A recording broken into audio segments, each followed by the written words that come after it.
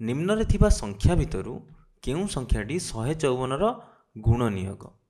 एबे गुणनियोग कहले आमे कोन बुझुचे 3 5 6 9 14 एई संख्या मानक भितरु केउं संख्याटी 154 को भाग करि परथिबो एवं भाग शेष कोन रहइबो शून्य बाहारुथिबो। ता माने कि 154 ए संख्या मानक भितरु केउं संख्या द्वारा विभाज्य सेटा हमकु बाहर करिबार अछि। एबे प्रथमे आमे देखिबा 154 3 द्वारा विभाज्य कि केमिति जानिबा आमे 3 रो विभाज्यता नियम जानिचे। विभाज्यता नियम अनुसार आमे कोन करिबा 154 रो अंक मानकर समष्टि बाहर करिबा। एबे अंक गुडे कोन अछि यार 1 अछि 5 अछि 4 अछि आमे तक मिसेइले केते पाउचे 5 4 9 1 10। एबे देखो ए 10 3 द्वारा विभाज्य कि 3 द्वारा विभाज्य नुहे तेणु 154 3 द्वारा विभाज्य हबो नै। तुमे जदि एबे 154 को 3 रे हरिबो 3 5 15 शून्य फेडिले एटी 4 आसला 3 के 3 4 3 गले केते 1 एटी देखो भाग शेष 1 रहउची तेणु 154 3 द्वारा विभाज्य नुहे। एबे 3 तो हेलानी तापर आमे देखिबा 5 एबे 5 रो विभाज्यता नियम कोन विभाज्यता नियम अनुसार एकक स्थान रे संख्यार एकक स्थान रे शून्य नहेले 5 थिबा दरकार। एबे देखो संख्यार एकक स्थान रे केते अछि 4 अछि तेणु 154 5 द्वारा भी विभाज्य नुहे। तापर देखिबा 6 द्वारा विभाज्य ना नहीं 6 द्वारा विभाज्यता नियम कोन नियम होची कि संख्याटी 2 एवं 3 दुईटी जाक संख्या द्वारा विभाज्य होतिबा दरकार।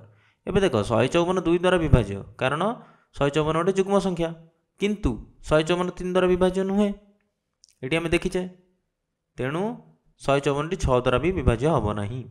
तापर देखिबा 9 एबे जेमति 3 रो विभाज्यता नियम थिला सेमति 9 रो विभाज्यता नियम कोन अंक मानकर समष्टि केते बाहरला 10 से 10 को आमे देखिबा सेटा 9 द्वारा विभाज्य ना नाही। जदि 10 9 द्वारा विभाज्य हबो ता माने कि 154 भी 9 द्वारा विभाज्य हबो। एबे देखो 9 के 9 10 रो 9 गले केते 1 भाग शेष रहउची 1 तेणु 9 द्वारा भी विभाज्य नुहे कारण 10 9 द्वारा विभाज्य हलानी तेणु 154 भी 9 द्वारा विभाज्य हबो नै। एबे 14 ही हबो कारण 14 गोटे संख्या अछि किंतु आमे देखिबा 154 14 द्वारा विभाज्य ना नाही।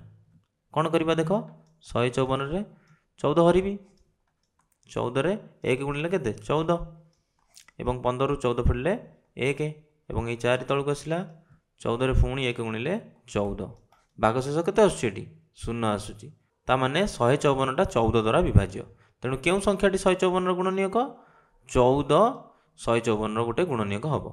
एबे हम पाखरे आउ गोटे प्रश्न अछि निम्न रे थिबा संख्या भितरु केउ संख्याटी 14 रो गुणितक। एबे गुणितक काहाकू कहंती माने कि केउ संख्या गुडे 14 द्वारा विभाज्य 14 केउ संख्या गुडी को भाग करूथिबो एवं भाग शेष शून्य बाहारुथिबो।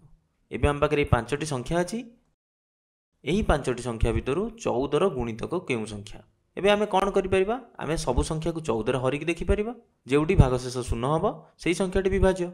आमे आउ कोन करि परिबा 14 रे 1 गुणिले केते 14 14 रे 2 गुणिले 28 14 रे 3 गुणिले 42 14 रे 4 गुणिले 56 14 रे 5 गुणिबा 14 पंचा केते 70 14 रे 6 गुणिले 84 एवं 14 रे 7 गुणिले 98। एबे देखो मैं 98 रे काहे रही गेली कारण एटी देखो जे संख्या गुडे अछि 98 रु के बड़ ना 84 रु गोटे संख्या बड़ थिला 85 सेथि लागि मु 14 सता बाहर कली।